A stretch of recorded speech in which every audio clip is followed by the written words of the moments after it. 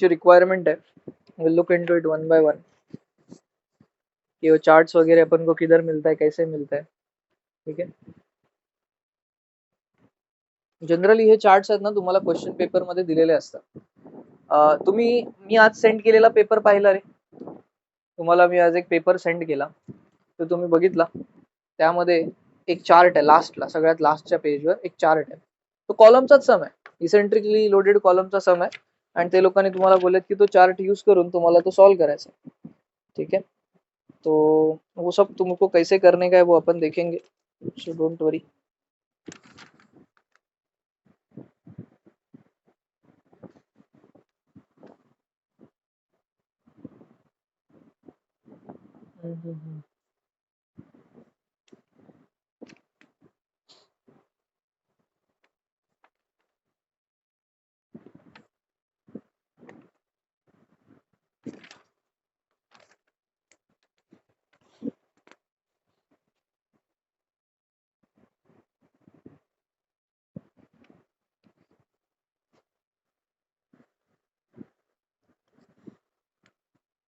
Heading लिख देना पहले तो. Design design of short column.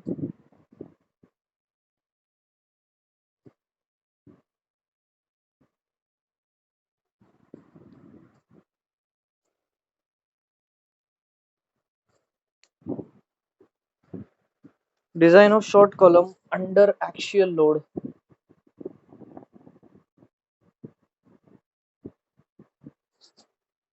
with uniaxial bending.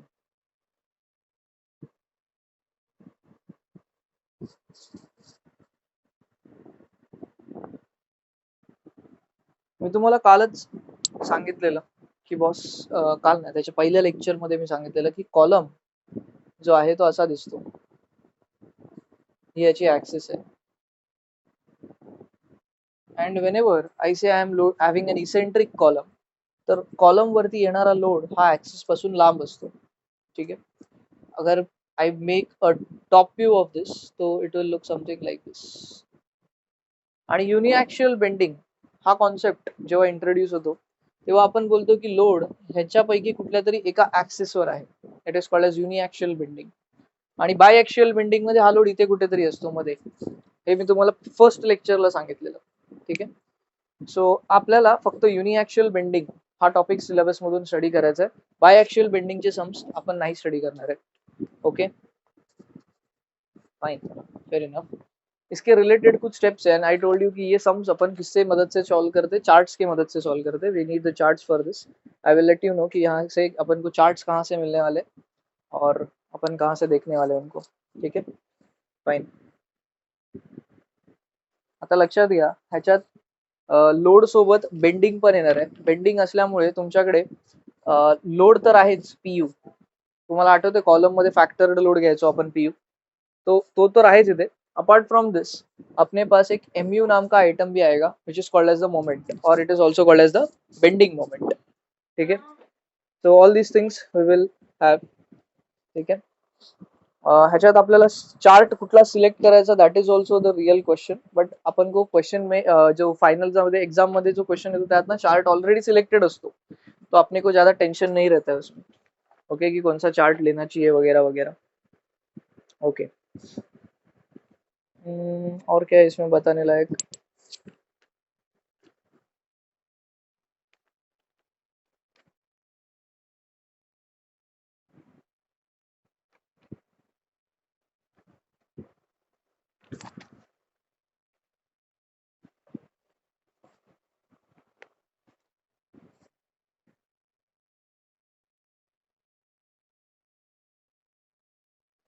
Procedure लिख के देता हूँ तुमको. Whenever these kinds of problem arrive, तो तुमको क्या स्टेप्स फॉलो करना चाहिए वो देखते हैं. क्या हो, ये तो मैसेज डाला है, मेरा ध्यान नहीं था सर. स्क्रीन ब्लर दिसते. ओके, बाकी लोग को भी ब्लर दिख रहा है क्या स्क्रीन? हो सर. हो sir. Oh my god, so I have a network issue. Okay.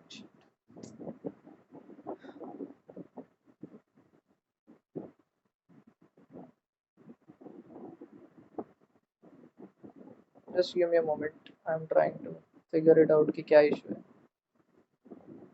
खूप ब्लर दिसतंय. I have the network issue. रुको, I will shift to Wi-Fi. मैं मोबाइल डेटा पे गया था, वाईफाय मगाशी चालत नव्हता.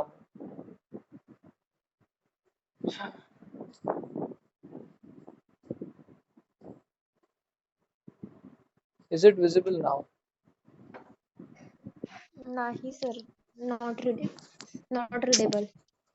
रीडेबल ही नहीं है, मतलब दिख ही नहीं रहा है. रियली इतना कैसे कांड हो रहा है आज? दिसतंय बट रीड नाही करू शकत, खूप ब्लर दिसतंय ते.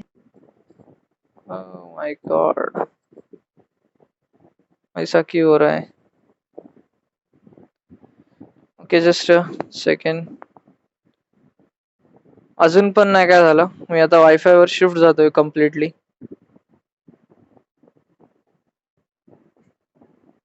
नो, अल्लाह ने डायरेक्ट मैसेज डाल दिया. नहीं सर. थोड़ा फॉन्ट बड़ा लिखूं तो दिख रहा है क्या?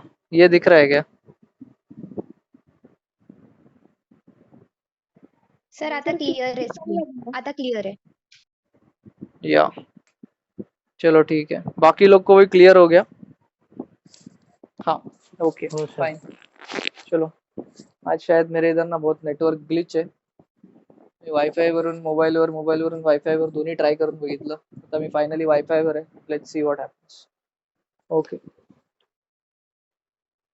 प्रोसीजर में step number 1, assume the size of the column.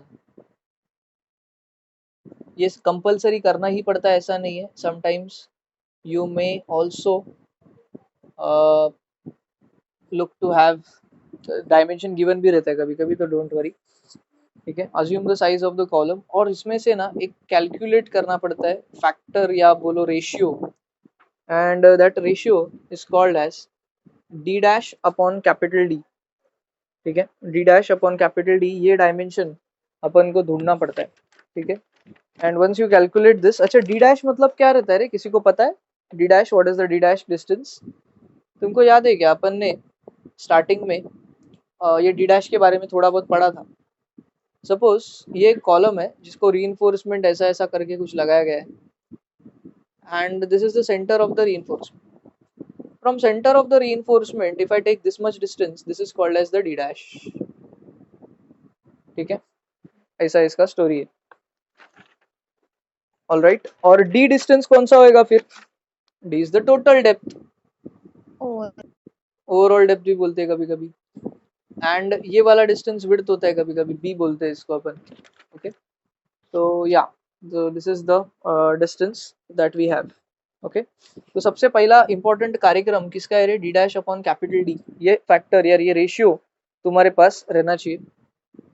फिर स्टेप नंबर 2 इन्वॉल्व्स, तुम्हारे पास दो और रेशियोज होने चाहिए, that is known as P U upon F C K B into capital D.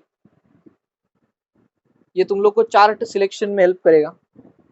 And one more ratio you need, that is M U upon F C K B D square. ठीक है, ये दो ratios you require to select the chart.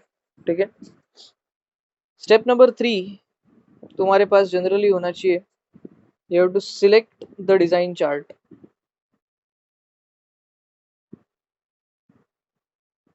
अब ये design charts है कहाँ पे? तो ये तुम्हारा स्पेशल प्रोविजन 16 में है. ठीक है, SP 16 नाम का एक कोड आता है, कोडल प्रोविजन, उसमें आता है. बट तुमको ये एग्जाम में अलाउड नहीं है, तो एग्जाम में तुम लोग को चार्ट कंपलसरी टेक पेपर में ही दे देंगे वो लोग. Okay, so you need not bother about that. तो ये डी डैश अपॉन डी जो है ना, उसके करस्पॉन्डिंग वो चार्ट लेना पड़ता है अपन को, उसका जितना वैल्यू है उसके हिसाब से. और grade of concrete and distribution of steel के हिसाब से you have to select the chart. I will tell you कि वो तुम लोग को करने का कुछ गरज नहीं है, क्योंकि कोई चार्ट अपन को सिलेक्टेड आता है, तो तुम लोग को लोड ही नहीं है कुछ. Step number 4, determination of percentage of longitudinal steel.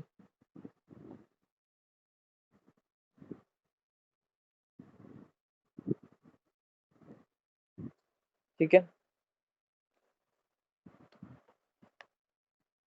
हे जे दोन व्हॅल्यूज आलेत ना, हे ग्राफ मध्ये त्या लोकेट करायचे असतात. अँड यू हॅव टू पुन्हा ब्लर झालीये. Calculate P upon F C के,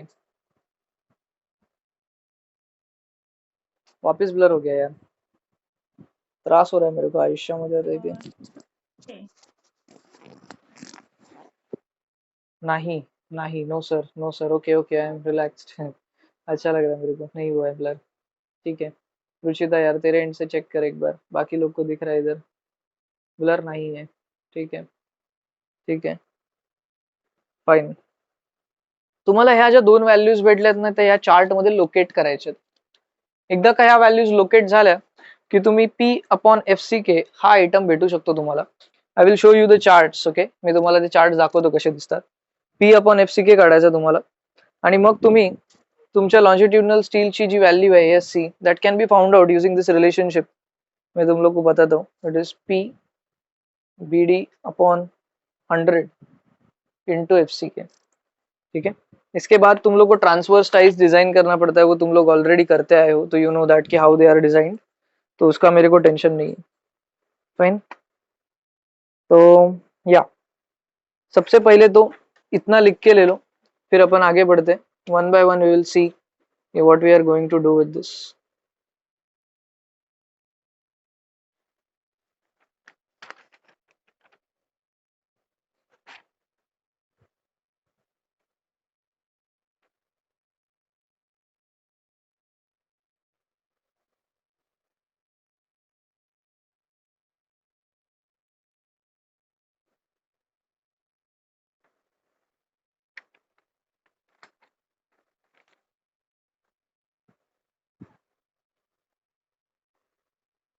एवढं लिहून घ्या, मग मी तुम्हाला चार्ट वगैरे दाखवतो तो कसा दिसतो ते.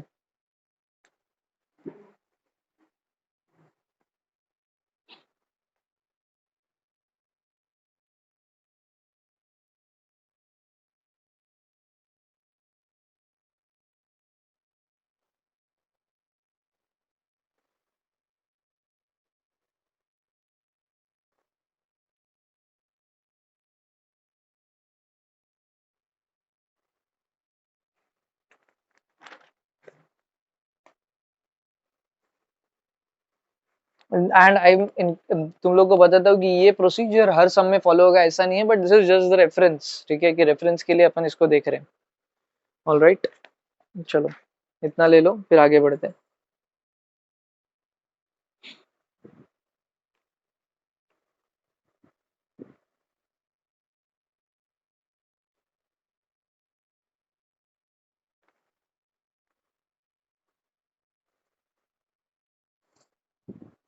Done sir. Okay, just give me a moment.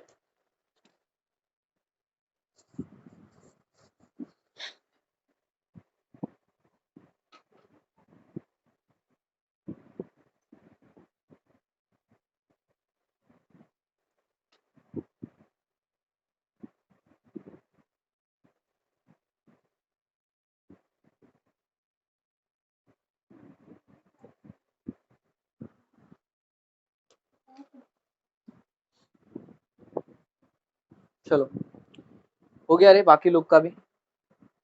Sir थांबा 2 मिनिटं. Okay okay fine.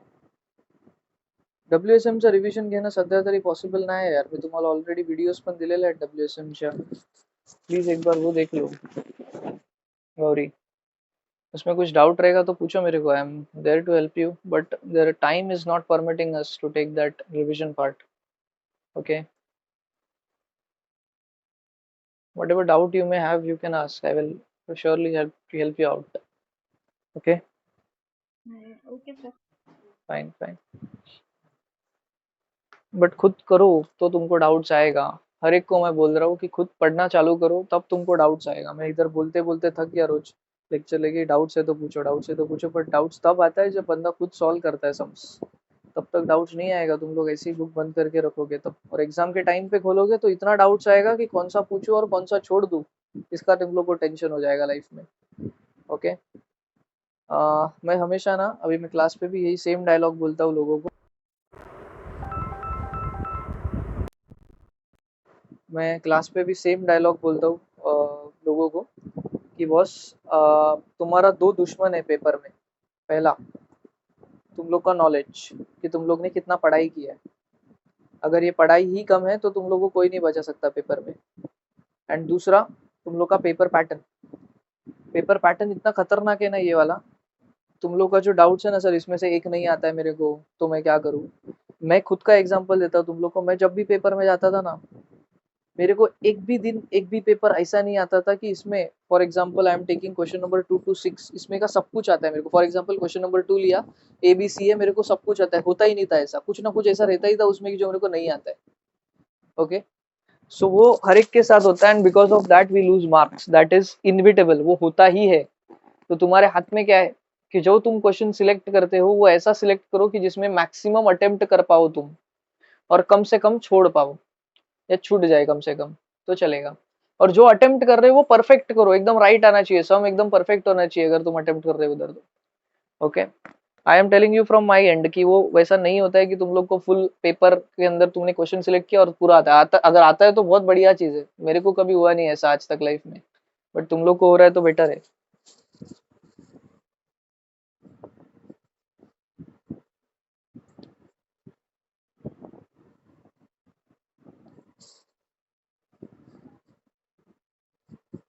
चलो, that's it. Now we can start with the numericals on eccentric column. Heading डालो, numericals on eccentric column.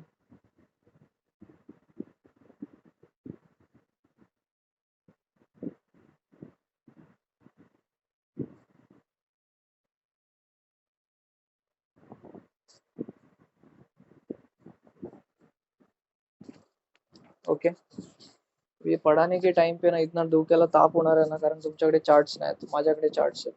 Okay, just give me a moment. मैं मेरा ना वो तो ये खोलता हूँ पहले तो।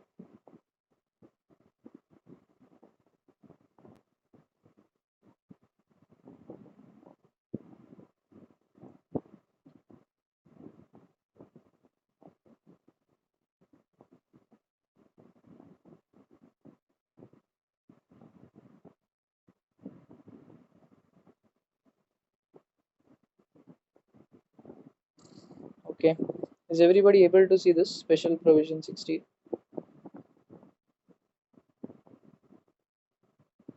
अरे यार, ये सब बटन्स के नीचे चला गया ये अभी। शे, ये बटन्स नीचे नहीं जाते क्या रे? ये क्या फालतूगिरी हो गया यार। लिखो मत कोई इधर, इसके ऊपर लिखने का कैसा? अच्छा इधर है। अरे पण ते एकदाच पुढे जायचं असा आता ऑप्शन गेला यार। शे, कल्याणी तेरा मार्कर ऑन है, क्या कर रही है स्क्रीन के ऊपर?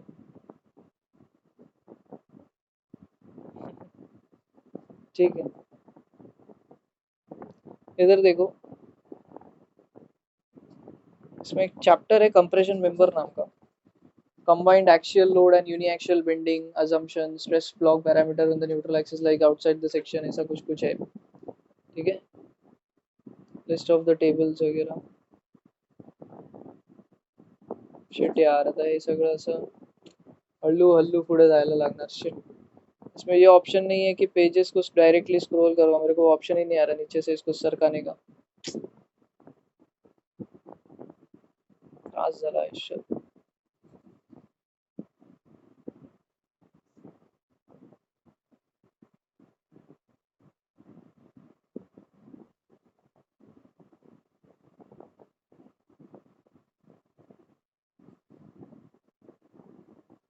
झूम मीटिंगच्या ह्याच्यामध्येच ओपन केलंय का सर तुम्ही? हो, झूमच्या डॉक्युमेंट शेअर मध्ये ओपन केलाय, बट झूमच्या डॉक्युमेंट शेअर मध्ये ना ते पहिले असं एक ऑप्शन यायचं की त्या डायरेक्ट मला स्क्रोल करता यायचं पुढे, आता ते ऑप्शन नाही येत आहे मला। ते खाली गेलंय, म्हणजे माझे जे मीटिंग्सचे बटन आहेत ना ते वर येत आहेत, आणि असं सगळं त्रास झाला आयुष्यात पूर्ण। Shit. Just a moment, I will just reach there.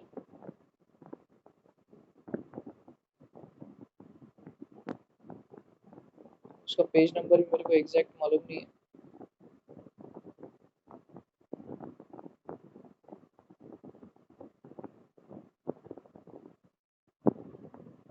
अभी से तो कंप्रेशन मेंबर स्टार्ट हुआ है जस्ट फ्रेश।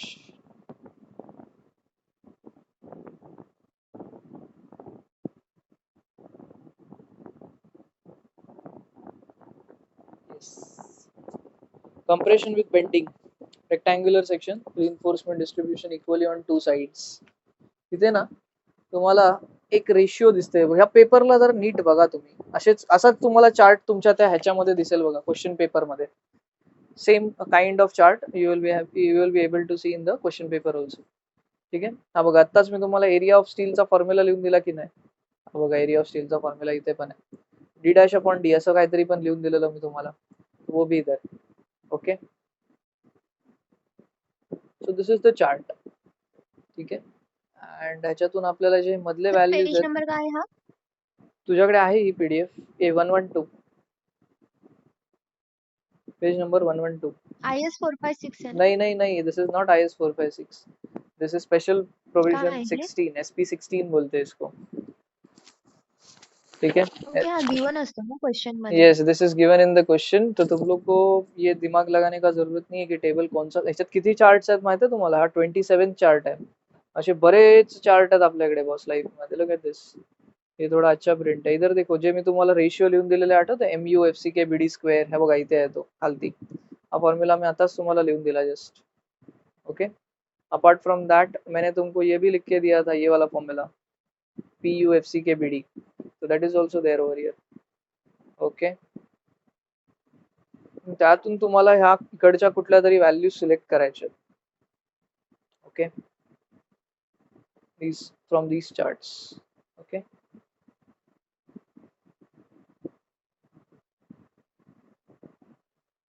आता फॉर एक्झाम्पल मी तुम्हाला बोलतो की this is the chart I have selected, and मला थोडासा असा घेऊया, रीडेबल दिसेल. ओके. अँड मला हा जो PU/FCK BD आहे ना, ह्याची व्हॅल्यू 0.8 आली, अँड ह्याची व्हॅल्यू 0.3 आली. तर जिथे इंटरसेक्ट करतात तिथे तुम्हाला ह्या वाल्या व्हॅल्यूज भेटतात, हे बघा. ठीक आहे. ह्या व्हॅल्यूज रीड करून आपल्याला FCK काढायचा असतो, आणि त्याच्या बेसिसवर आपण सम सॉल्व करतो. ठीक है, ऐसा कुछ तो इसका सीन है. मेरे को इसको थोड़ा अलग वे से ही सिखाना पड़ेगा क्योंकि तुम्हारे पास चार्ट्स नहीं है.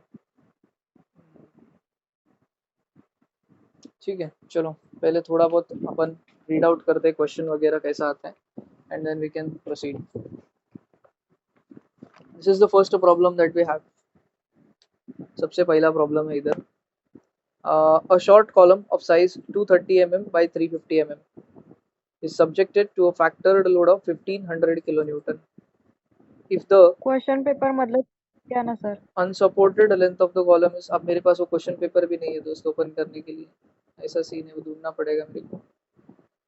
If the unsupported length of the column is 3.2 meters, find the design moment if any due to minimum eccentricity. Comment on the result you obtain. This is the question that is given to you. Sir, हाँ बोल ना.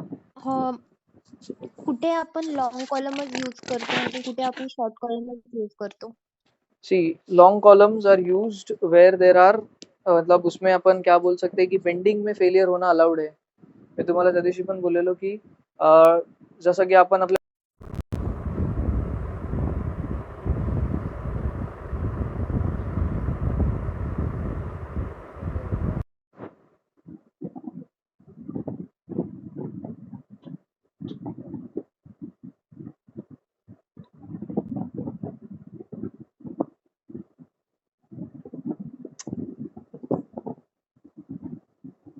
Come on, यार.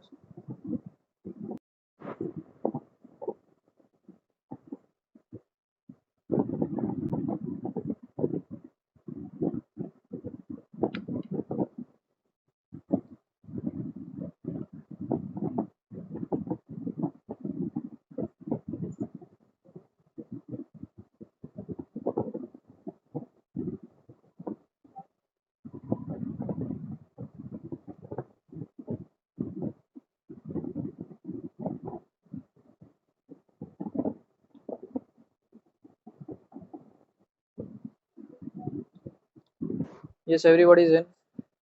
9 लोग आ गए, पहले से कम होके आ गए. ठीक है. सो yes, I was telling about कि long column and short column कहाँ पे use करते हैं. See, long columns are used when there are more chances of a structure to bend किंवा flexure मध्ये तो fail होऊ शकतो, त्याला crippling पण बोलतो आपण कधी कधी. ठीक आहे. In generally the buildings that you design, तो तुम लोग उधर जनरली तुम लोग का लॉन्ग कॉलम यूज करते हो। एंड शॉर्ट कॉलम में जो फेलियर का मोड है तुम लोग का, वो तुम्हारा ये वाला होता है, क्या बोलते हैं उसको, क्रशिंग का होता है या कंप्रेशन का होता है। ठीक है, तो उस केस में we use the short column. Short columns are use for the structures, generally ये स्टील स्ट्रक्चर्स में यूज करते हैं अपन, जैसे कि ट्रसेस वगैरह का कंप्रेशन मेंबर होता है, they are generally treated as your short columns, और स्ट्रट्स भी बोलते हैं उनको। तो वहाँ पे शॉर्ट कॉलम को यूज किया जाता है। कभी कभी तुम लोग जो स्टील का फ्रेम्ड स्ट्रक्चर देखते हो, दैट इज ऑल्सो योर, जहाँ पे वो वर्टिकल मेंबर्स लगे हुए होते हैं, that is your short column. But building के एसेंशियली जो जिसमें तुम लोग को बेंडिंग क्या बोल सकते हैं, तुम्हारा जो डायमेंशंस है, आता लॉन्ग कॉलम आणि शॉर्ट कॉलम आपण आयडेंटिफाय कसे करतो, लीस्ट लॅटरल डायमेंशन यानी लेंथनी, बरोबर, उनका जो रेशियो है वो ग्रेटर देन 12 आया, लेस देन 12 आया, उसके बेसिस पे अपन आइडेंटिफाई करते हैं कि whether it is a long column और अ शॉर्ट कॉलम। तो डिपेंडिंग अपॉन इट्स यूज कि तुम लोग को उसका लेंथ कितना रखना है।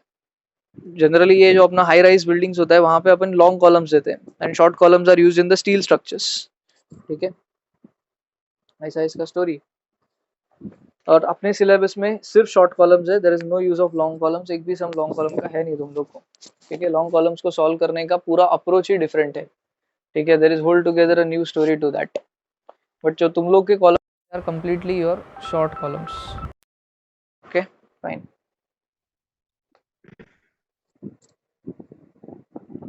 फाइन। सो लेट्स, मैंने रीड आउट तो कर दिया था question, let's try to solve this. सबसे पहले तुम लोग को विड्थ ऑफ द कॉलम दिया है 230 mm and depth of the column is given to you as 350 mm. It is subjected to a factored load of 1500 kilonewton. So PU is given to you. It is given as 1500 kilonewton. You can convert this in Newton as well. तुम लोग को चाहिए तो। इतना late क्यों join करते हो, meeting खत्म हो गया, कितना टाइम हो गया। ओके, और रीजॉइन करने का तो फटाफट करने का एकदम। तो 1500 into 10⁻³ Newton. Okay, further we got the length as 3.2 meters that is given to us. Okay, find the design moment if any. Design moment मतलब उनको पता नहीं है कि ये इसेंट्रिक कॉलम है, मोमेंट आली तर इसेंट्रिक कॉलम असतो ना। तो दे हैव आस्क्ड यू कि तुम लोग बताओ कि इसमें मोमेंट आता है कि नहीं आता है, अगर आ रहा है तो बताओ कि कैसे तुम लोग इसको डिजाइन करोगे, and so on and so forth. ठीक है, ऐसा इसका स्टोरी है थोड़ा बहुत। Fine, no problem. तो चलिए शुरू करते हैं अपना काम। सबसे पहला जो इंडिकेशन होता है कि इसेंट्रिसिटी आ रहा है कि नहीं, वो तुमको इससे पता चलता है कि तुम लोग का वो फॉर्मूला था मालूम है, मिनिमम इसेंट्रिसिटी का, ई मिनिमम L/500 प्लस सम डायमेंशन अपॉन 30 सॉरी, तो उधर से मिनिमम इसेंट्रिसिटी निकलता था। पण तुम्हाला आठवा तो ई मिनिममचा फॉर्म्युला जो होता त्यात समजा तुम्ही असं लिहित असाल L/500 प्लस समथिंग अपॉन 30, तो इधर B/30 लिखते थे तुम लोग जनरली। ते स्क्वेअर कॉलम्स होते रे जे आपण डिझाईन करत होतो, त्यामुळे फक्त बीच यायचा। हा रेक्टँग्युलर कॉलम आहे, इथे दोन डायमेन्शन आहेत आपल्याकडे, एक बी आहे आणि एक स्मॉल डी कॅपिटल डी आहे। तर या दोघांना पण आपल्याला वापरायला लागेल, and out of these two which value to select वो अपन को देखना पड़ेगा। ओके, तुम्ही पाहिजे तर हे पण आयडेंटिफाई करू शकता कि whether it is a long column और अ शॉर्ट कॉलम। ठीक है, बट वो पूछा नहीं है तो करो मत, मैं तो बोलता हूँ ज्यादा लोड लो मत। ठीक है, तो सबसे पहले ना चेक फॉर मिनिमम इसेंट्रिसिटी, ये स्टेप करना।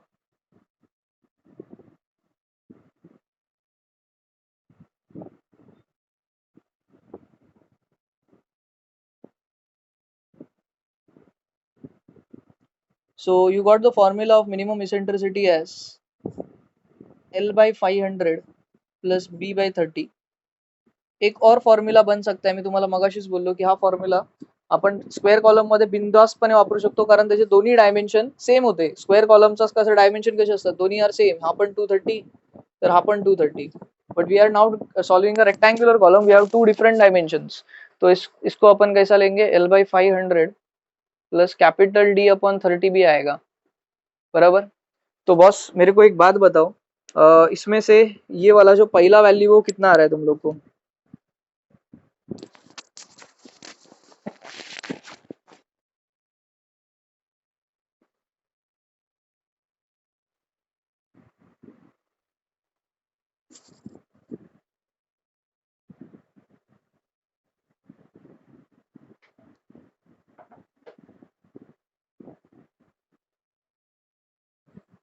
ये फर्स्ट एंड सेकेंड वैल्यू कितना आ रहा है मिनिमम इसेंट्रिसिटी, प्लीज बताओ।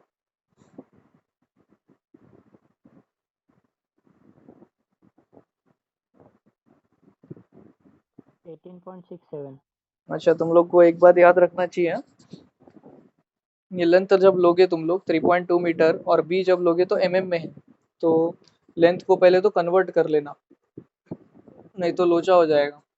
ठीक है, कितना आया रे गणेश, कितना कोई तो बोल रहा था? 18.67। पहले वाले का वैल्यू आया 18.67। हाँ ओके, इन लोगों को 14.07 है पहले वाले का value. Just let me check. 3200 divided by 500 plus 230 upon 30, 14.066 आता है यार, 14.06 यस mm। फैंटास्टिक। दूसरा वाला चल वैल्यू चेक करो, उधर 230 के जगह पे तुम लोग को अभी 350 डालना पड़ेगा। इट इज समथिंग 18.06 सेकेंड वाले का वैल्यू। बट एक क्लॉज चेक करने को जाना तुम लोग, मिनिमम इसेंट्रिसिटी को कितने, एक क्लॉज है जाके चेक करो। मिनिमम इसेंट्रिसिटी जेव्हा आपण स्टार्टिंगला थिअरी मध्ये लिहिलेली तेव्हा एक क्लॉज होता काहीतरी, तो what was that clause? 20 mm का एक क्लॉज है, देखो जाओ प्लीज बताओ मेरे को क्लॉज क्या है एग्जैक्टली।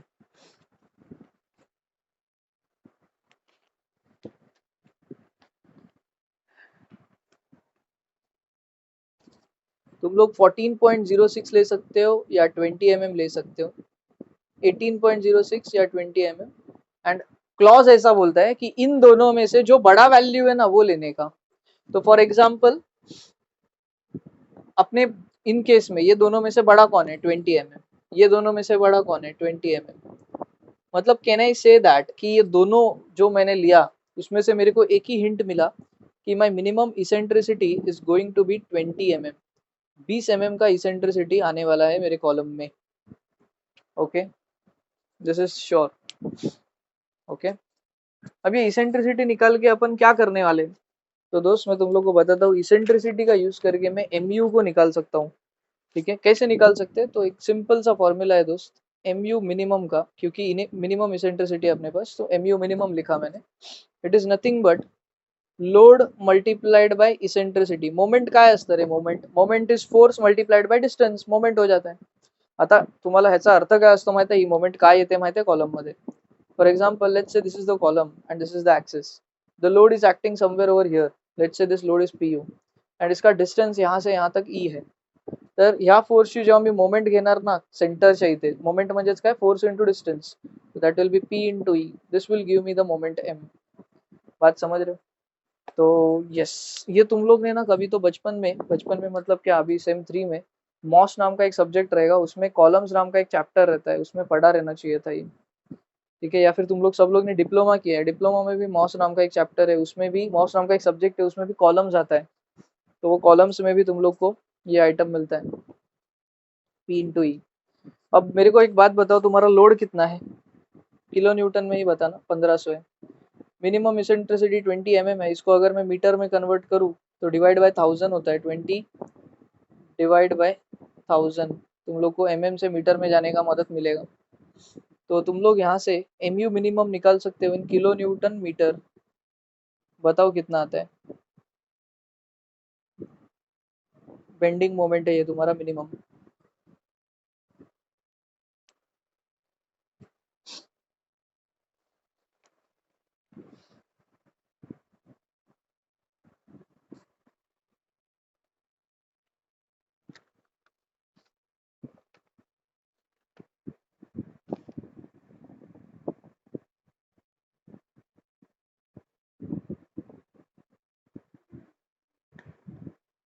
थर्टी। एक सेकेंड ना,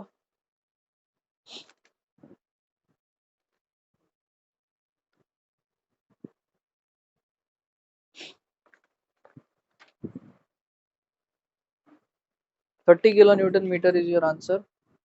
वेल एंड गुड, चलो अच्छा है, इतना लिख के लो। फिर अपन आगे के स्टेप में जाते हैं, वो वैल्यूज निकालेंगे जो अपन को ग्राफ के लिए चाहिए।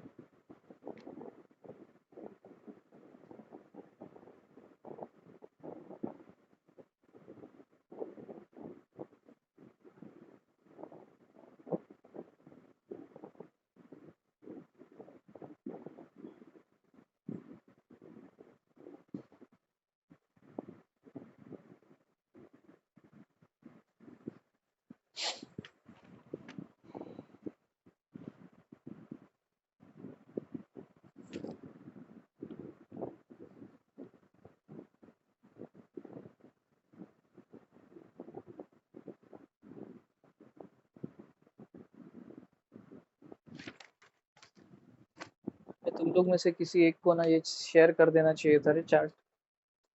अभी लोचे हो गए ना अपने। चलो हो गया क्या लिख के?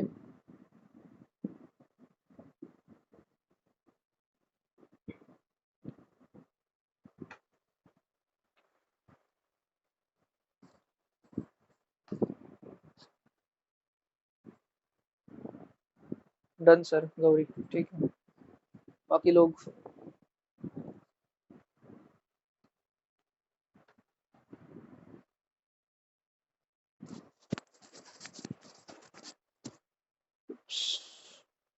Sorry. Done Smita, Tanvi is also done. चलो ठीक है, ठीक। Okay, I will erase this now, फिर अपन आगे बढ़ सकते हैं लाइफ में। वैल्यूज तुम लोग मेरे को पता ना, अभी मैं रफ कर रहा हूँ, मेरे को चाहिए तुम लोग से वैल्यूज आगे का भी।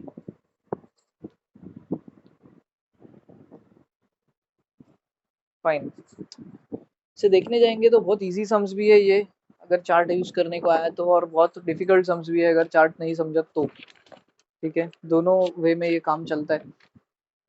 चलो, तुम लोग को याद है मैंने तुम लोग को उसके बाद एक रेशियो निकालने को, दो रेशियोज निकालने को बोला था। ठीक है, PU F C K B D. Okay, tell me P U का वैल्यू न्यूटन में, अब न्यूटन 1500 किलो न्यूटन था, दॅट इज 1500 इंटू 10⁻³ न्यूटन मध्ये मी का घेतलं? अच्छा, तुम्हाला रिझन सांगतो. कारण आपल्याकडे नाही, एफ सी के घ्यायची वेळ आली. एफ सी के ची व्हॅल्यू जी असते ती असते न्यूटन पर एम एम स्क्वेअर मध्ये. आता तुम्हाला माहित आहे इथे ग्रेड ऑफ कॉन्क्रीट आपल्याला दिलत नाहीये. तुम्ही क्वेश्चन रीड केला पूर्ण, तुम्हाला ग्रेड ऑफ कॉन्क्रीट दिला नाहीये. तर लक्षात ठेवा, ह्या टाईपच्या प्रॉब्लेम्स मध्ये grade of concrete needs to be always taken as M20, कारण जे तुमचे चार्ट आहेत त्या सगळ्या चार्ट्स मध्ये तुम्हाला M20 ग्रेड ऑफ कॉन्क्रीट साठीच व्हॅल्यूज दिलेले आहेत, दुसऱ्या कुठल्याच ग्रेड ऑफ कॉन्क्रीट साठी नाही. हा या मेथडचा अजून एक ड्रॉबॅक पण आहे की जेव्हा पण आपण हे इंटरॅक्शन डायग्राम्स बोलतात ना, इंटरॅक्शन डायग्राम्स वापरतो तर we have limitations on the grade of concrete. The grade of concrete that we can use is M20 only. ठीक है, तो एफ सी के हो जाता है तुम्हारा 20, विड्थ तुम्हारे को दिया है 230 mm, ओवरऑल डेप्थ इज शायद 350 mm आई गेस, हाँ 350 mm. फाइन, तो ऐसा करके तुम लोग यहाँ से मेरे को ये ratio P U F C K B D दे सकते हो. तो इधर ऊपर नोट लिख के रखना, grade of concrete should be always M20. इधर तो ऊपर कोपचे में लिख के रखना, grade of concrete M20.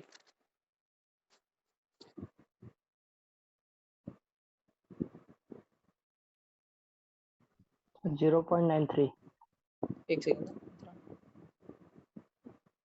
0.93. Fantastic.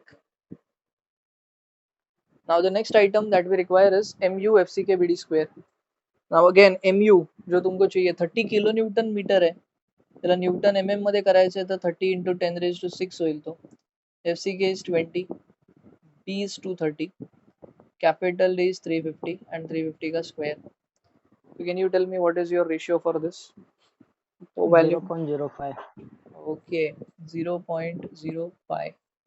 Fine, तो ये दोनों वैल्यूज मिलने के बाद अपन इसके बाद कुछ अजम्पशन करते. ठीक है, बता दो तुमको. Assuming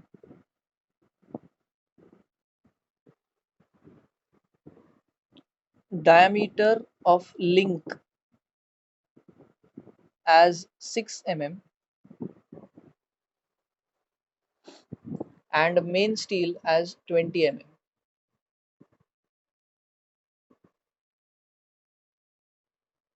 मेन स्टील मतलब क्या और लिंक मतलब क्या यार? देख, कॉलम जब भी बनाते हैं अपन तो कुछ वर्टिकल रीइंफोर्समेंट डालते हैं, याद है क्या तुम लोग को? ये तुम्हारे 20 mm के दिए गए. कुछ हॉरिजॉन्टल रीइंफोर्समेंट डालते हैं जिसको लैटरल टाइज भी बोलते हैं अपन.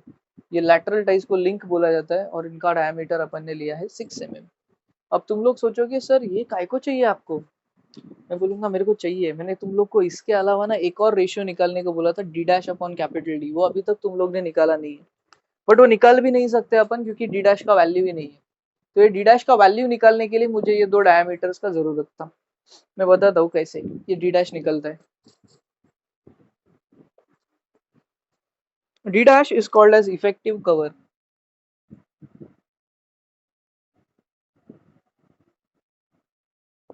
and it is expressed as clear cover plus diameter of link plus diameter of longitudinal steel divided by 2, ये इसका फॉर्मूला रहता है। ठीक है, clear cover generally we take it as 40 mm, कल भी मैंने बताया था तुमको ये चीज। Diameter of link is 6 mm and diameter of longitudinal steel is 20, तो 20 डिवाइडेड बाय 2। ठीक है, this will give you what, तो this will give you your D dash. हर एक प्रॉब्लम में यूनिएक्सियल बेंडिंग अगर है तो डी डैश का वैल्यू ऐसे ही निकलता है। This is 46 plus 10 which is 56 mm। अब तुमको एक रेशियो चाहिए D dash upon capital D. D dash is 56, capital D is 350। इधर से तुमको ना एक मस्त पैकी रेशियो मिलेगा। Tell me what is that ratio?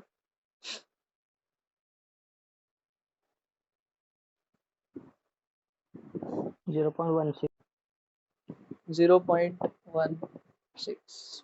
बर, चला, इतना है ना, इतने तक मैंने तुमको चार्ट का कुछ सी भी यूज करने को लगाया क्या? मेरे को बता, चार्ट का कुछ भी यूज किया क्या तुमने? चाराने का भी यूज किया है? नहीं, यहाँ तक तुम लोग ने सिर्फ तुम्हारा नॉलेज यूज किया है और जो फॉर्मूलाज बताया था तुम लोगों ने वही यूज किया और सॉल्व किया है, और एक अजम्पशन भी किया है भाई सब। ठीक है, there is sir no use lecture of chart. किती वेळ असणार आहे? 11:30 तक या 11 सवा 11 बजे तक। क्यों रे, जैसा खत्म होएगा वैसा? मेरे को नहीं मालूम। माझी मोबाईलची चार्जिंग संपली ऑलमोस्ट। ठीक है, देख लो, चार्ज कर लो। फाइन, तो मैं तुम लोग को ये बता रहा था कि अभी तक तो तुम लोग ने चार्ट का कुछ यूज ही नहीं किया, इसके आगे चार्ट करने का यूज। ठीक है, ठीक है, so just give me a moment, I will open up the charts again. मेरे को वापस वो सब मेहनत करने का है, but yes we will do it, कोई टेंशन नहीं है।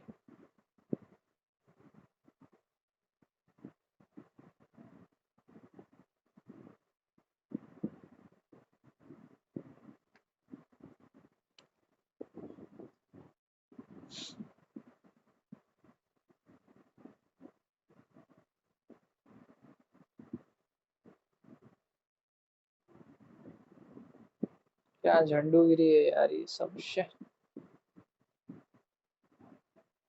बेकार झाला यार ये झूम, पहले अच्छा था साला ये। डायरेक्ट स्क्रॉल करने का ऑप्शन ही भिंडी मेरे मेन बटन्स के नीचे चला गया ये चैट बिट के।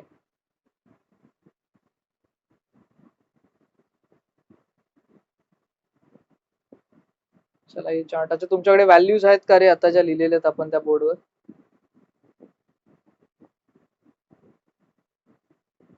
अरे बताओ प्लीज, हेलो, तुम लोग के पास वैल्यूज है क्या जो बोर्ड पे लिखा है अपन ने?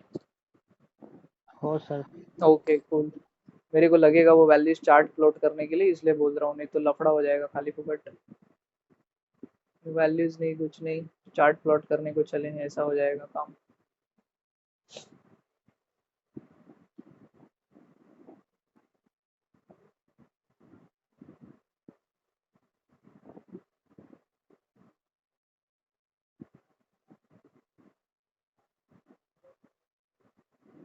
Compression member starts from here.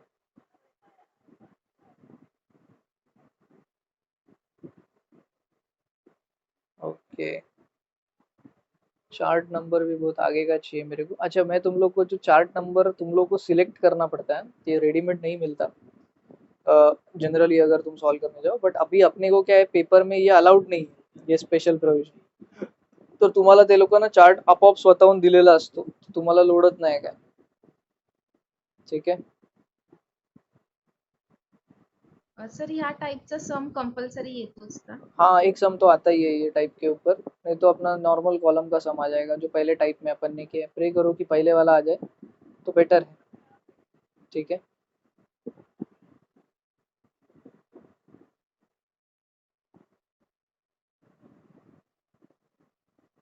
कहने से अपना रेक्टेंगुलर कॉलम है, रेक्टेंगुलर कॉलम करेक्ट।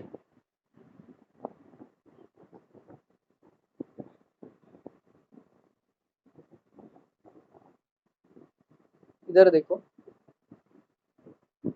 इधर लिखा है compression with bending rectangular section, reinforcement distributed equally on two sides. ठीक है, जनरली ये वाला चार्ट अपन को यूज करने का रहता है, पण इथे D by D dash upon डीच्या वेगवेगळ्या व्हॅल्यूज साठी हा चार्ट दिलेला आहे आपल्याला। For example if you see over here, तो तुमको इधर FY दिया है, मतलब ग्रेड ऑफ स्टील, एंड तुमको डी डैश अपॉन डी का वैल्यू दिया है। अब ये डी डैश अपॉन डी का वैल्यू चेंज होएगा, ग्रेड ऑफ स्टील सेम रहेगा। Look, D dash upon D 0.10 हुआ, FY 415 है। Next D dash upon D 0.15 हुआ, FY का वैल्यू 415 है।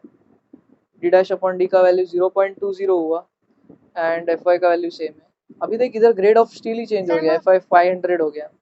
आपण जनरली जो स्टील सर वापरतो, FY पण जर आपल्याला दिलेला नाहीये ना, मग FY पण हा अज्युम करावा अज्युम लागेल का? करायचा 415, ठीक आहे। जर दिलेला नसेल तर, आणि जर दिला तर मग तुम्हाला त्या हिशोबाने चार्ट सिलेक्ट करायला लागायचा पहिले। पण आता आपल्याला ग्रेड ऑफ स्टील दिलेला नाहीये, तर आपण काय करणार, we will choose it according to us, म्हणजे आपण FY 415 घेतो, ठीक आहे। आता सगळ्यात पहिले तुमची जी व्हॅल्यू आहे ना डी डॅश अपॉन डी, ती किती आली आहे ते तुम्हाला माहिती आहे का? D dash upon capital D तुम्हाला आलाय 0.16। 0.16 फॅन्टॅस्टिक भाई। ग्राफ मध्ये तुम्ही बघाल ना, डी डॅश अपॉन डी 0.16 नावाचा ग्राफच नाही एक्झिस्ट करत। बघायचं तुम्हाला मजा, 0.10 आहे, 0.15 आहे, 0.20 आहे, ठीक आहे। अशा काही व्हॅल्यूज आहेत तुम्हाला दिलेल्या, fine, but there is no 0.16 available, बराबर। तो अपन क्या करेंगे, लुक इसको ना इंटरपोलेशन की नजर से देखते हैं। सगळ्यात पहिले कहने से 0.16 इज लाइंग बिटवीन 0.15 एंड 0.20। मेरे को सिर्फ इतना बताओ, 0.16 ही व्हॅल्यू 0.15 आणि 0.20 च्या मध्ये आहे की नाही, बरोबर, ह्या दोन व्हॅल्यूजच्या मध्ये आहे। तर मी हे दोन चार्ट वापरणार, हे दोन चार्ट मी वापरणार आणि माझी व्हॅल्यू काढणार। आणि जर पेपरमध्ये तुम्हाला एकच चार्ट दिलेला असेल तर तोच चार्ट वापरायचा, त्यासाठी तुम्हाला मग इंटरपोलेशन पण करायची गरज नाही, ती तिकडेच त्या व्हॅल्यूज लोकेट करायच्या आणि आन्सर काढायचा, संपला विषय, ओके। ज्यादा लोड ही नाहीये। तुम्हाला मी काय फाइंड आउट करायला सांगतोय माहिती आहे का गाईस, इथे बघा, इथे आहे ना लिहिलेलं आहे P/FCK। मला ही व्हॅल्यू पाहिजे तुमच्याकडून, काय पण करू, ठीक आहे। तुम्ही काय पण करा, मला ही P/FCK ची व्हॅल्यू द्या, okay. So will look into it one by one, आराम से, धीरे से। मेरे को बताओ तुम लोग का जो सबसे पहला वैल्यू है PUFCKBD, PUFCKBD ये कितना है रे? 0.93. 0.93, fantastic, just give me a moment. 0.93 कुठे येईल रे 0.93 या ग्राफवर? बघा या ग्राफ मध्ये 0.93 X वर की Y वर? PUFCKBD बघा रे, XY मला नका विचारू, चार्ट मध्ये दिलेलं आहे PUFCKBD is on the Y axis, ठीक आहे। तो Y ऍक्सिस 0.9 आणि 1 1च्या मध्ये मध्ये, पण त्याच्यात ना काही पार्टिशन्स आहेत, दिसतात तुम्हाला, काय काय लाईन्स पास होत आहेत, तर त्या प्रत्येक लाईनची व्हॅल्यू किती आहे ना ते तुम्हाला माहित असलं पाहिजे, तरच तुम्ही तो लोकेट करू शकता। किती पार्टिशन्स आहेत त्याच्यामध्ये तुम्ही बघू शकता का, 1 2 3 4, 4चे पार्टिशन आहेत। हे बघा 1 लिहिलंय 1, याच्या 1च्या इथे एक लाईन आहे, इथे लिहिलंय 0.9, 0.9च्या इथे लाईन आहे, आणि ह्यांच्यामध्ये ना किती लाईन्स आहेत त्या मोजा पहिले, 1 2 3 4, 4 लाईन आहेत, 1 2 3 4 अशा लाईन्स आहेत। प्रत्येक लाईनला व्हॅल्यू किती, हा माझा प्रश्न आहे तुम्हाला। हे बघा ह्याची व्हॅल्यू असेल 0.92, त्याच्या वरच्या लाईनची व्हॅल्यू असेल 0.94, त्याच्या लाईनची वरच्या व्हॅल्यू असेल 0.96, 0.025 0.9 एका लाईन नाही 0 हा 0. म्हणजे 0.02 नी ते व्हॅल्यू वाढत चालली आहे। बघा इथे 0.9 होता, 92 94 96 98 आणि 1, बरोबर। सो आपल्याला 0.93 लोकेट करायचं आहे, बरोबर। कॅन आय से 93 will be in between 92 and 94, ह्याच्यामध्ये असेल तो कुठेतरी 93, बरोबर। सो इतना ॲक्युरेट नाही रहेगा तो भी चलता है, मी तुम्हाला फक्त जस्ट सांगितलं, बट तुम्हाला आता व्हॅल्यूज कळलेल्या आहेत की कुठली व्हॅल्यू कुठे आहे। सो 0.93 will be somewhere 92 93 94 here somewhere, बराबर। तो वो जो ब्लू लाइन मैंने मार्क किया ना अभी अभी, वहां पे कहीं तो तुम्हारा 93 का व्हॅल्यू आहे। स्केल नहीं करायचं काम आहे ऍक्च्युली, आता आपल्याकडे स्केल बिल काय हाय नाही इथे मार्क करायला। तुम्हाला जेव्हा पेपर भेटेल तेव्हा तुमच्याकडे स्केल्स असणार, मस्तपैकी टनाटन सॉल्व करायचं त्याला। मला तर इथे लय मेहनत करायला लागणार आहे आता। अरे गलत लाइन मार दिया, 0.8 पे मार दिया मैंने तो। So somewhere over here there is 93, ऐसा मैं एक्सपेक्ट कर रहा हूँ। चलो ठीक है, नो प्रॉब्लम। अब आगे बढ़ते हैं यार। MUFC के BD स्क्वायर कितना है तुम्हारे पास? MUFC के BD स्क्वायर 0.05। 0.05 अब इसको भी लोकेट करने का है, पर इधर देखो ये 0 है, ये 0.1 है, इसमें कहीं तो 0.05 को ढूंढना है तुमको। तो बताओ 0.05 कहाँ पे होगा, क्या लगता है तुमको भाई साहब? यस बोलो। किती पॉइंट्स किती लाईन्स आहेत त्या मोजा यार. फॉर एग्जाम्पल झिरोच्या नंतर थर्ड आणि सेकंड लाईनच्या मध्ये. ऐसा कैसे हो रही, बताओ मेरे नाही को. नाही, थर्ड आणि ना, फोर्थ मेरे को लाईनच्या बताओ ये मध्ये. कितना लाइन्स है इधर, वो बताओ पहले.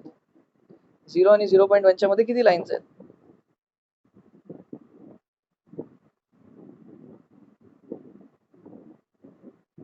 9 लाइन्स आहेत का रे? 9 9. 9 लाइन्स आहेत. हो. म्हणजे त्यात प्रत्येकाची व्हॅल्यू कितीची आहे माहिती आहे का? 0.1 डिवाइडेड बाय 10 अशी काहीतरी व्हॅल्यू त्या ह्याची आहे, एका पॉइंटची व्हॅल्यू आहे, बरोबर. तो मेरे को बताओ कि हर एक लाइन का वैल्यू कितना है, हर एक लाइन का, वो मैं जानना चाहता हूँ. 0.01. 0.01 कैसे होएगा? 9 लाइन जोड़ेंगे तो कितना होएगा सोच. 0.01, 0.02, 0.03, 0.04, 5, 6, 7, 8, 9, 0.09 तक आ गए. 0.09 के बाद 1 आएगा क्या? 0.1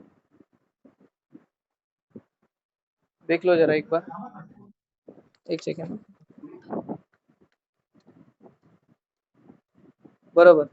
तो हर एक पॉइंट 0.01 का है, हर एक लाइन मतलब जो इधर का वैल्यू है ना, वो हर एक लाइन 0.01 को रिसेंबल करता है, और तुम लोग को लोकेट करना है 0.05. वो पांचवी लाइन ये अप्रोक्सीमेटली 1 2 3 4 5, पांचवी लाइन इधर किधर तो आ रही है मेरे को, ये वाली लाइन. ठीक है, देख लो तुम लोग जो भी एग्जैक्ट. अभी मैंने तो इधर मतलब क्या ही बताऊं, मेरा आँख फूट जाएगा देखते देखते. But you can look. इसको ना स्केल से करने का रहता है रे. अभी अपन तो रैंडम कर रहे, तो जाने दो, अभी मैं कुछ कर नहीं सकता. तुम लोग मेरे को बता सकते हो क्या अप्रोक्सीमेटली कितना परसेंटेज आया है? इधर देखना, ये 0.22 या 0.20 के बीच में ये हे कर बघायचे तर मित्र, हे बघ, हे व्हॅल्यूज बघायचे तुम्हाला. कोणाच्या मध्ये ते इंटरसेक्शन होते बघा जरा प्लीज. ये दोनों लाइन्स किधर इंटरसेक्ट हुआ, कैन आई से?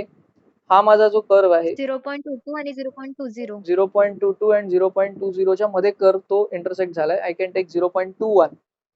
म्हणजे या ग्राफच्या अकॉर्डिंग माझा P/FC हा जो व्हॅल्यू आहे तो यायला पाहिजे 0.21 समथिंग.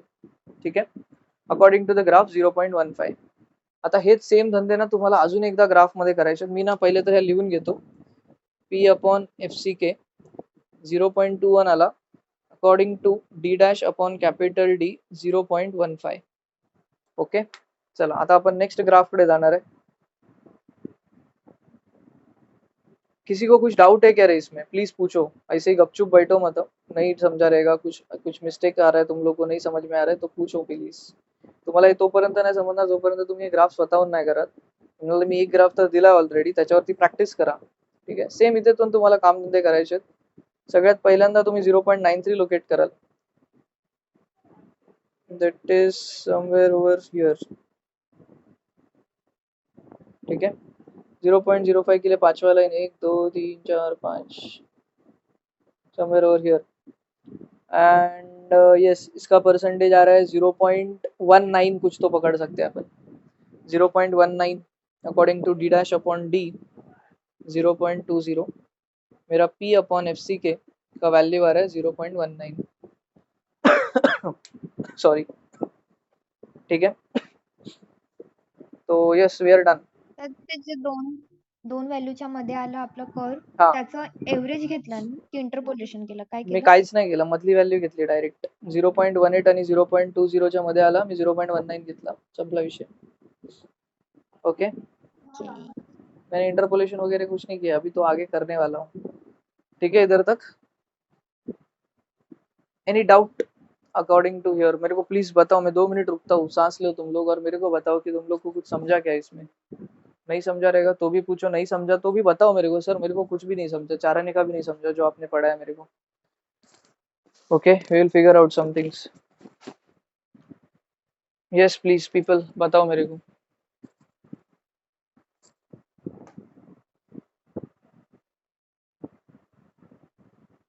समझा? यस, तो ठीक है, मैं आगे बढ़ता हूँ। एक बार ये ग्राफ बंद कर दिया ना तो यार बहुत मेहनत हो जाएगा यार वापस इसको खोलने को। इसके लिए मैं तुम लोग को बहुत बार, 2-3 बार पूछ रहा हूँ कि ये ग्राफ बंद करने के पहले मेरे को बताओ, if any one of you have any doubt in this graph.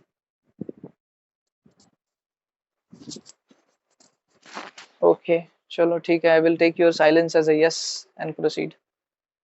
Fine, चलो समझ लो Gauri. Okay, thank you so much for telling me at least कि समझा। Okay please rest of all please, मतलब समझा रहेगा गॉट इट तो सर। यस बता दो और आगे बढ़ते। ओके ठीक है, ओके फाइन, चलो I am closing the graph now. Okay fine, yes here we are back at it again. जब तुम लोग उधर ग्राफ देख रहे थे तो मैंने दो चीज इधर लिख के रखा कि जब D dash upon capital D 0.15 है तो पी अपॉन एफ सी के 0.21 था। जब डी डैश अपॉन डी 0.20 है तब पी अपॉन एफ सी के 0.19 था। बराबर। अब मेरे को डी डैश अपॉन डी का वैल्यू कितना दिया है? 0.16। मैं एक टेबल बनाता हूँ इधर, चलो एक साइड में लिखता हूँ D dash upon capital D, एक साइड में लिखता हूँ पी अपॉन एफ सी के। बराबर। डी डैश अपॉन डी 0.15, 0.15 असेल तेव्हा पी अपॉन एफ सी के ची व्हॅल्यू आहे 0.21. डी डॅश अपॉन डी 0.20 तब पी अपॉन एफ सी के का वैल्यू है 0.19. डी डैश अपॉन डी 0.16 है तब मेरा पी अपॉन एफ सी के कितना है, यही तो मैं ढूंढना चाहता हूँ दोस्त। बराबर। एंड यहीं पे अपने को हेल्प करेगा अपना इंटरपोलेशन। इंटरपोलेशन कैसे करते हैं? ये जो लेफ्ट साइड है ना, लेफ्ट साइड उसको कैसा बनाने का देखो। 0.15 minus 0.16, this minus this divided by 0.16 minus 0.20, this minus this equals to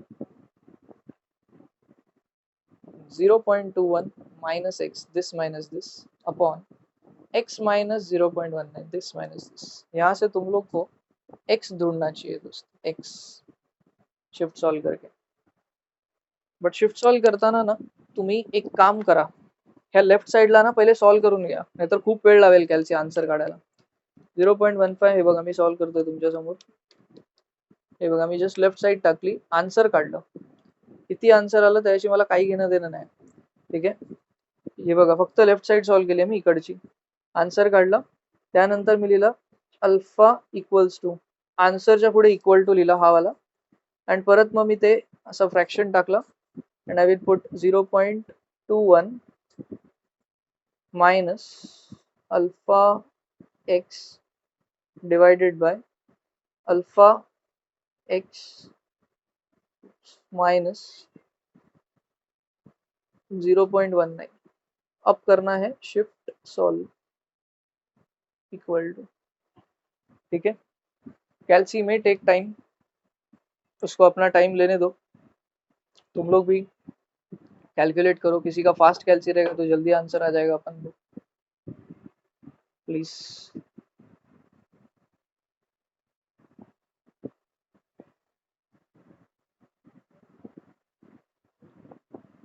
0.206 Shubham Pawar का कैल्सी बहुत फास्ट है यार, मजा आ गया देख के। कूल। मेरा कैल्सी देख कितना स्लो है, अभी तक आंसर इसलिए दिया मेरे को, फालतू ही रही है यार।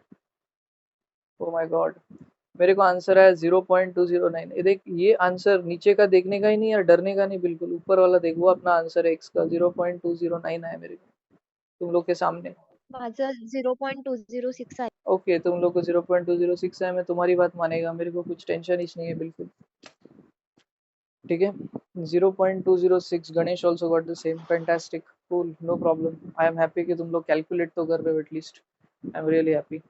तो x इज 0.206, तो कहना है से p अपॉन एफ सी के 0.16 जब था तो तुम लोग को आया 0.206। Fantastic, okay Tanvi, thank you so much. 0.206 please अब इतना लिख के ले लो तो अब ताकि अपन आगे बढ़े। मेरा बोर्ड भर गया।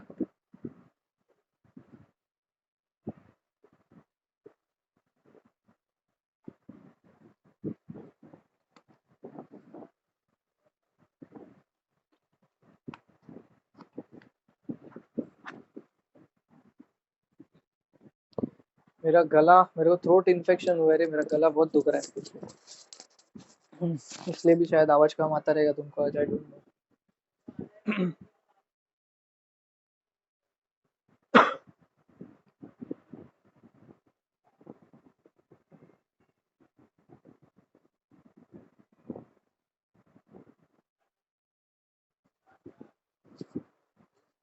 तुम लोग जैसे ही ये प्रॉब्लम हो जाएगा ना, I will and the meeting.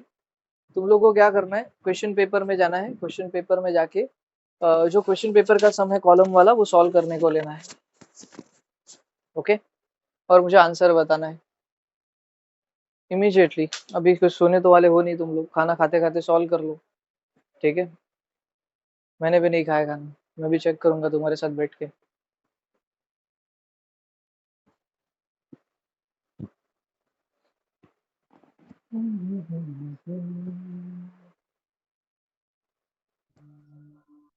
Sir हे 0.15, 0.21, 0.20 आणि 0.19 हाँ, ये ते वाला कसं काय ते नाही कळत. कसं का? हाँ. अरे हे तर अपन चार्ट मधून काढले यार, ऐसा मत बोल, मेरा मैं कोमा में चला जाएगा। डी डैश अपॉन डी 0.16 हे तर कॅल्क्युलेटेड व्हॅल्यू आहे, कारण डी डॅश 56 आहे, कॅपिटल डी 350 आहे, ठीक आहे? या व्हॅल्यूजचे तर चार्ट होते, हे दोन व्हॅल्यूजचे तर चार्ट वाला व्हॅल्यूज आहेत ह्या, ह्याचाच तर चार्ट होता, चार्टचं नावच होतं D dash upon D 0.15, D dash upon D 0.20। त्या चार्ट मधून मी ही पी अपॉन एफसीके च्या व्हॅल्यूज उचलल्या, ज्या 2 पॉइंट मार्क करून, जे दोन असे आपण दोन क्रिस क्रॉस ते लाईन दोन्ही मारायचो। चार्टमधनं घेतले तुम्ही. हा, आणि माझी व्हॅल्यू त्या चार्ट मध्ये आहेच नाही ना यार। I want d dash upon d as 0.16. I don't have that chart only. What I will do? मेरे पास चार्ट 0.15 का है, मेरे ओके, पास ओके. चार्ट 0.20 का है, मेरे को वैल्यू चाहिए 0.16 का, किधर से लाने का? तो उसको लिए इंटरपोलेशन कर लो। ओके, कळलं सर. यस, ये जो टेबल है, मैंने सिर्फ ये डेटा को इधर अच्छे से लिखा, हे सगळं कसं सगळं बायफर्केटेड होतं, त्याला मी थोडं चांगल्या पद्धतीने लिहिलं इथे फक्त। ओके,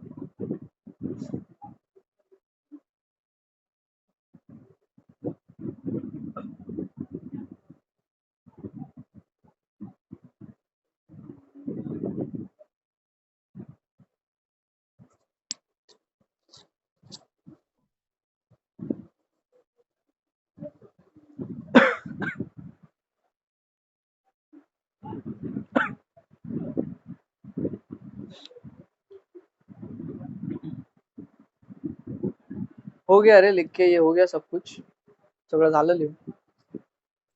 तर मला सांगा झाल्यावर, मग आपण पुढे जाऊया।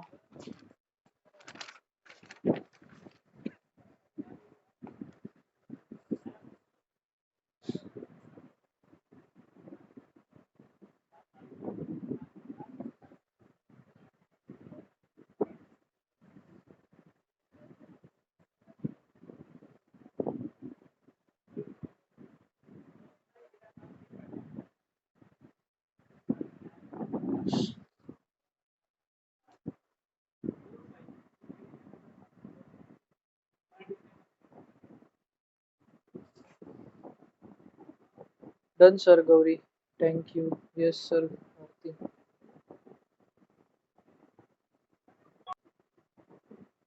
Smita has already joined, then why I'm getting the request, join the request again?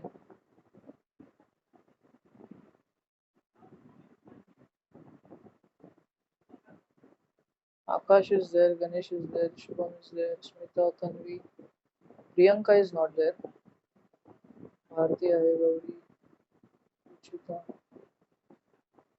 ठीक है, done done sir, Ganesh Shubham done, Gauri done, Bharati yes sir, चलो ठीक है, डन, फाइन फाइन फाइन, चलो आगे बढ़ते हैं। अभी अपन है ना ऑन द वर्ज है रे, सम खत्म ऑलमोस्ट हो ही गया है, तुम लोग टेंशन बिल्कुल मत लो, ठीक है। तुम लोग अगर एक ही चार्ट यूज कर रहे हो ना, एक ही चार्ट, तो ये इंटरपोलेशन का भी शॉर्ट नहीं है, एक ही चार्ट लेने का, उसमें से जो वैल्यू आएगा वो निकाल के रखने का, खलास, डन। ओके, सो नाउ मैं एक चार्ट किससे रेफर कर रहा हूँ मालूम है ना, तुम लोग का पेपर में जो सम आया उसमें एक ही चार्ट है मैं उसका बात कर रहा हूँ। ओके, सो आता तुम्हाला भेटलं यार, P अपॉन FCK इज 0.206, बराबर। मी असं लिहू का याला, P is equal to 0.206 into 20, कारण FCK का वैल्यू 20 है, FCK डिनोमिनेटर में इधर जाके मल्टीप्लाई होएगा भाई, तो बताओ इसका आंसर कितना आता है रे, 0.206 into 020, sorry, how much it is 4.12। हाँ जो P है ना, P 4.12, this is called as the percentage of steel, ठीक है, P is called as the percentage of steel. अब इसमें से मैं एरिया ऑफ लॉन्जिट्यूडनल स्टील निकाल सकता है यार, बहुत इजी काम है, इधर देख, एरिया ऑफ लॉन्जिट्यूडनल, मेरे को लिखने को पूरा कंटाला आता है, तुम लोग लिख लो, लॉन्जिट्यूडनल स्टील, इसको अपन ASC करके नाम से बुलाते थे, इसका एक फॉर्मूला भी है 4.13, चलेगा Shubham, thank you so much.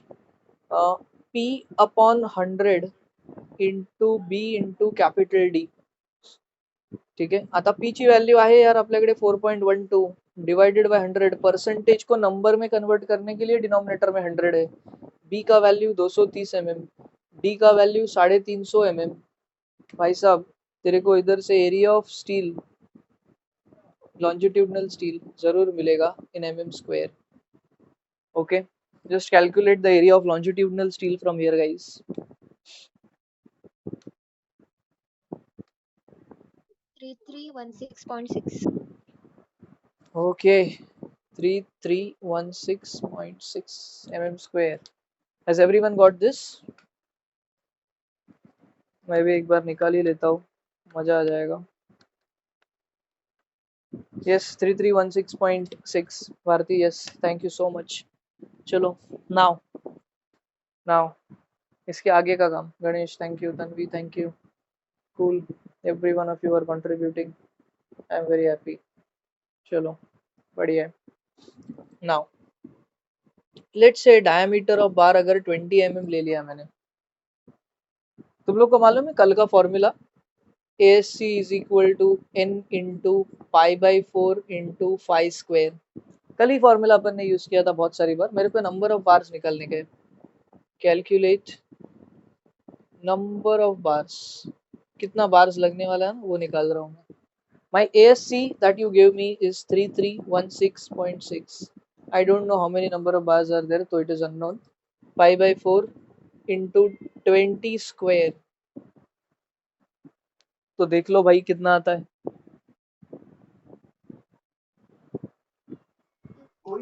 10.55।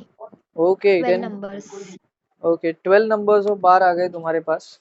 अब एक बात हमेशा याद रखो, तुम्ही जिथे तो चार्ट बघितलेला ना, चार्ट तिथे एक डायग्राम पण दिलेली असते मित्रा, आणि त्या डायग्राम मध्ये ना बार्स किती आहेत ते पण लिहिलेले असतात, म्हणजे तो चार्ट तेवढ्याच बार साठी एलिजिबल आहे। ओके, आता तुम्हाला काय सांगू मी, आता माझ्याकडे लफडी झाल्यात, परत तो चार्ट नाही माझ्याकडे, परत तो चार्ट खोलायला लागेल। हाँ ओके, खोल तो देता हूँ, अभी रुक जाओ, just give me a moment, 2 minute दे दो मेरे को सिर्फ प्लीज।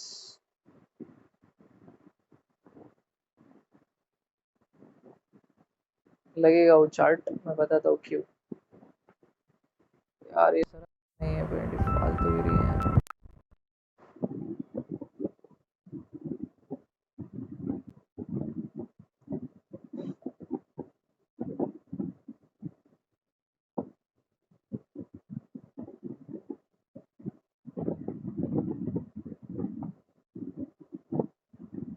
कल्याणी क्या कर रही है तू स्क्रीन के साथ? सब स्क्रैचिंग विचिंग कर रही है।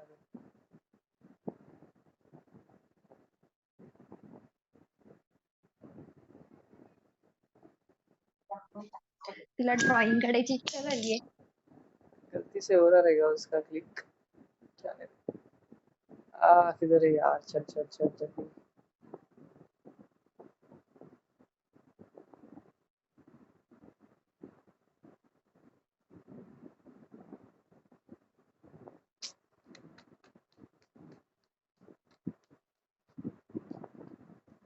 आ गए कंप्रेशन मेंबर में finally. We are on to it यार guys. Please hold on a minute. Almost there. Yes. आ गए भाई, ये देखो FY415 D dash upon D 0.15 कितना बार्स है? गिनो ना, गिनो दोनों ग्राफ। इसमें कितना बार्स है? 1 2 3 4 5 6 7 8 8 ही बार्स अलाउड है भाई। तुम लोग को 10 आया, तुम 12 दे सकते हो क्या? According to this chart the bars are only allowed are 8. You can't give more than that in any case. ठीक है, फॉर एग्जाम्पल ये देखो, इसमें भी FE415 D dash upon D 0.20 का ये ग्राफ है। D डैश अपॉन D 0.20, ये लाइन पढ़ता हूँ मैं हमेशा ग्राफ को आइडेंटिफाई करने के लिए। यहाँ पे भी जो डायग्राम दिया गया है that also says the same old shit कि तुम लोग को 8 ही ग्राफ्स अलाउड है। अच्छा, तुम लोग को देखा क्या? अभी मैंने एक फॉर्मूला यूज किया था AST का देखो फॉर्मूला इधर लिख के दिया है। AS is equal to P into B into capital D upon 100। Same formula had used in the formula for calculate in the sum for calculating the area of steel, तो वो भी गिवन है। तो 8 बार ही अलाउड है यार। मतलब तुमको क्या करना पड़ेगा मालूम है क्या? इधर आओ, स्टॉप शेयरिंग। डाया वाढवा लागेल. डायामीटर बढ़ाना पड़ेगा। फैंटास्टिक, एकदम एक नंबर बात किया तू। 20 mm का डायामीटर नहीं चलेगा, तो calculate the number of bars. 20 mm नहीं लेंगे अपन, let's increase this to 25 mm और 26 mm लेट्स से। ठीक है, तो 26 mm अगर मैंने यहाँ पे कर दिया तो what will be the number of bars that we can gate?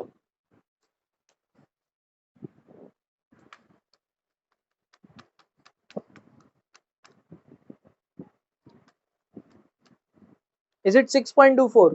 देख 26 स्क्वायर किया मैंने, 6.24।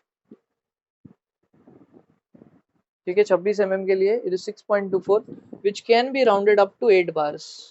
मैंने बोला था इवन नंबर में राउंड अप करने का। 6.24 है। तुम लोग बोलोगे सर 7 लेता हूँ ना, मजा आएगा। अरे 7 नंबर ऑड है, ऑड नंबर में अपन नंबर ऑफ बार्स नहीं देते, इवन नंबर में देते, तो 8 बार हो जाएगा उसके आगे। तो यस 8 बार्स आर देयर। और तुम लोग जो अगर उसको एग्जामिनर को इम्प्रेस करने का है तो वो वाला डायग्राम इधर बना के दे दो उसको, 4 बार ऑन ईच साइड। एग्जामिनर एकदम खुश, डी डैश वगैरह दे दो इधर लिख के मस्त उसको, एग्जामिनर फ्लैट हो जाएगा एकदम। ठीक है, that's the end of the sum. अच्छा, कभी कभी इसमें लैटरल टाइज देने को भी बोलते हैं। अरे लैटरल टाइज देने का मतलब कुछ ऐसा पहाड़ तोड़ के लाने का वाला काम नहीं है। लैटरल टाइज वैसे ही देने का जो अपन ने इसके प्रीवियस टाइप में जैसा दिया था ना, lateral ties for a rectangular या स्क्वायर कॉलम, सेम कैसा देते थे अपन लैटरल टाइज, याद करो। लैटरल टाइज का स्टेप में वी यूज्ड टू गिव, वो अपन रहता था ना, क्या बोलते थे वो, लीस्ट लैटरल डायमेंशन 16 इंटू 20 या फिर 300 mm पिच देते थे उसका लैटरल टाइज का। डायमीटर फाइंड आउट करते थे, नहीं तो पिच देते थे। तो डायमीटर कैसा लेते थे? इसमें तो डायरेक्ट लैटरल टाइज का डायमीटर अपन अज्यूम किया था, याद है क्या? लिंक 6 mm का डायमीटर लिया था, तो वो तो अज्यूम्ड ही है। सिर्फ पिच तुमको निकाल के देना है, और पिच का 3 कंडीशंस है लैटरल टाइज के लिए। Either you can take it as least lateral dimension pitch का वैल्यू, और you can take 16 times the diameter of longitudinal bar, और you can take 300 mm whichever is less. तो जो भी less होगा वो तुम्हारा पिच हो जाएगा। I am saying just saying that कि तुमको लैटरल टाइज अगर देना ही है ये प्रॉब्लम में, तो तुम लोग कैसे दोगे? जो प्रीवियस टाइप का सम किया था वो वैसे ही दोगे, there will be no change. ठीक है, तुम लोग को यूनिएक्सियल बेंडिंग का ही सम करना है एग्जाम में आया तो। Biaxial bending we are not going to do, we are not interested in it. तुम लोग को अभी मैं मीटिंग एंड करूंगा, तुम लोग को क्या करना है, तुम लोग को जो पेपर का सम है उसको सॉल्व करने का है। ठीक है guys, thank you so much. इतना लिख के लो, अगर हो गया रहेगा तो मीटिंग एंड करता हूँ। इमीडिएटली भागो और क्वेश्चन में का सम सॉल्व करो। पहले तो आइडेंटिफाई करना को वो यूनिएक्सियल बेंडिंग का सम है कि नहीं। एक ही मोमेंट और एक लोड, एक मोमेंट एक लोड, एक मोमेंट एक लोड दिया रहना चाहिए। अच्छा, अगर अपने केस में मोमेंट नहीं दिया था, याद है क्या? मोमेंट अपन ने निकाला था। कभी कभी क्वेश्चन में मोमेंट दे देंगे, मतलब और तो काम और ही इजी है, इसेंट्रिसिटी निकालने का कष्ट बच जाता है।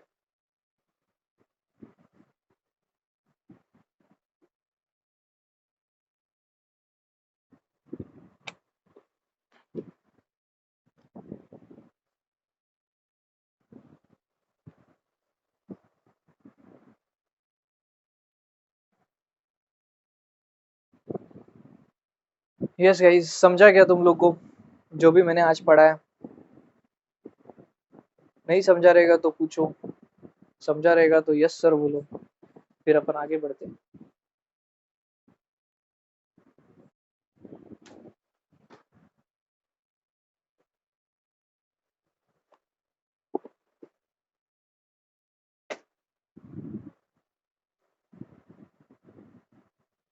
Yes sir, thank you Gauri, Dinesh, Bharati, Akash, thanks, thanks, Kalyani, okay fine.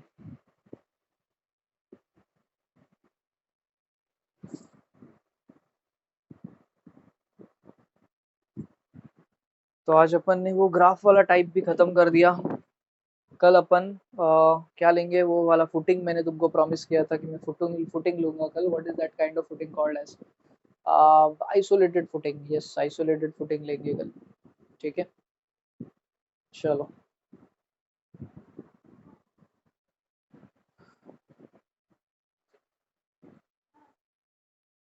जैसे I was talking about this formula, ये फॉर्मूला वो चार्ट में ही था, टेंशन ही क्या है उसमें। Okay, this is that simple, इतना ही है रे। मतलब वो वैल्यू जो था ना लोकेट करने का, ये वाला 0.206, ये ग्राफ से कैसे आता है, बस इतना तुमको समझ में आ गया ना, ये वाला पार्ट एक्चुअली, तो तुम्हारा सम खत्म हो जाता है। बाकी का सम बहुत इजी है। ओके,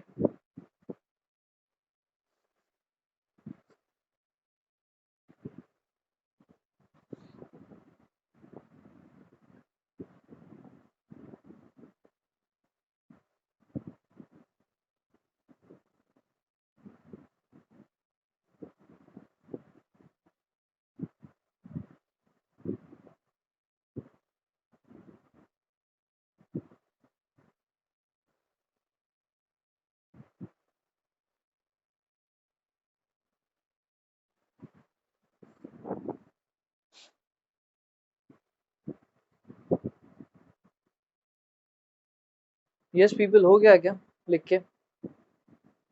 मीटिंग एंड करो।